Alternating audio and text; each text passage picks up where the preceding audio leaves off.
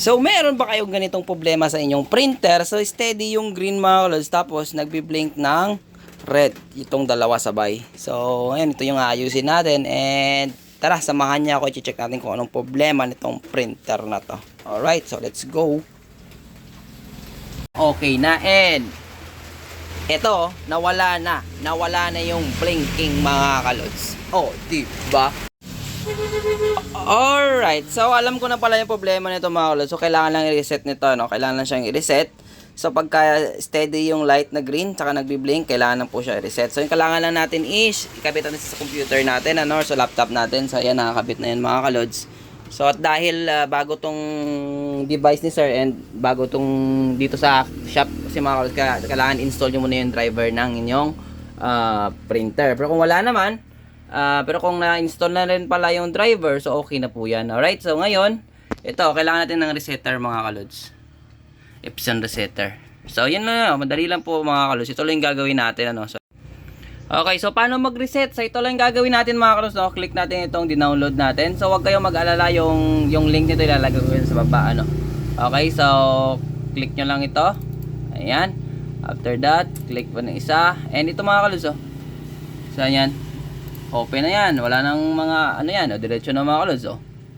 So, okay na. So, ayan, oh. L310. Okay. Okay, tama na yung model ng ating Epson. So, yung next na gagawin is, dito, kung may select yun dito, tama naman eh. Ayan, sa port nya. Okay, punta tayo dito sa may, ayan, USB. Okay. Okay, yung next na gagawin is punta dito sa particular adjustment mode. Ayan. Yan, pagdating natin dito, pupunta tayo dito sa may, yan, waste ink pan counter. So, i-okay lang natin yan. Yun, oh.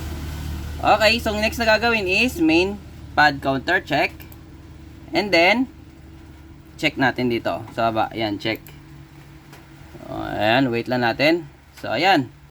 Yan, so after ma-check natin mga kalods, ayan, nilalabas, max na siya, no? So, yung next na gagawin is click, check natin ulit to.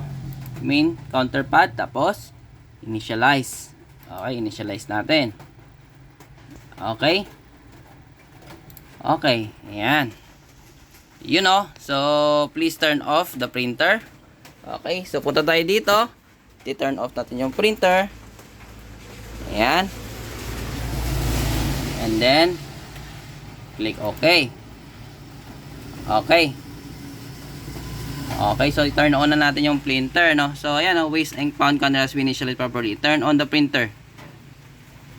And click the check. Okay, so, turn on na natin.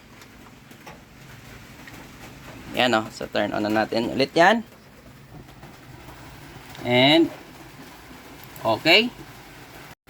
So, ayun. So, ngayon, i-check na natin, dapat magsi-zero na yan dito, no? Hindi na yan magwa 100%.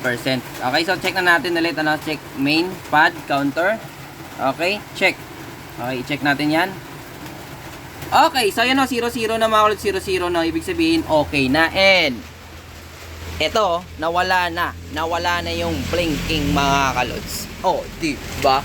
So gustong mag-download ng resetter mga kalods, nandiyan na sa comment. Nasa comment o nasa description po yung link kung saan tayo pwedeng mag-download ng resetter. Ayos ba? So bumabagyo mga kalods, ang lakas ng ulan sa labas.